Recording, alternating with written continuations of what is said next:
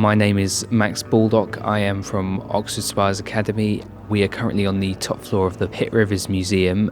We've been doing workshops with the museum on labelling matters.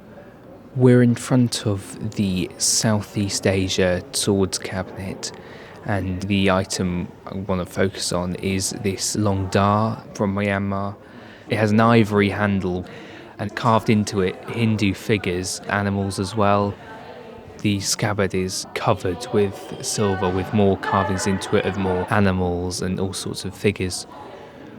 The label says Long Dha Myanmar, made before 1901. The national sword of Myanmar, the dha, is stylistically similar to the curved sabres of China, Korea and Japan. The ornate example has a carved elephant ivory hilt representing Hindu figures, animals and peacocks. The wooden scabbard is encased with silver, modelled with repoussé animal and floral motifs. It was donated by Donald Baden-Powell in 1968. The collector was another member of the Baden-Powell family, Henry Baden-Powell. He joined the Indian Civil Service. He was a commissioner for forests. He wrote a book called The Administration of Land, Revenue and Tenure in British India.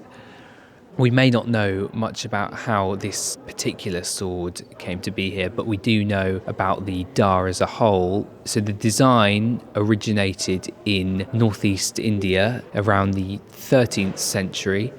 A lot of battles involved sieging forts, and the moment they'd be able to break through, they would use these in hand-to-hand combat. This has a cylindrical grip, so it would have been used with both hands. It's likely this particular sword would have been a ceremonial sword, and the ones they would have used in hand-to-hand combat would have been far less valuable. I think what I've taken away from this workshop is that a lot of stuff from museums I've always used to look at and never really think about how they got there. I've been coming to this museum since I was 4 or 5, and I never really thought about it up until now.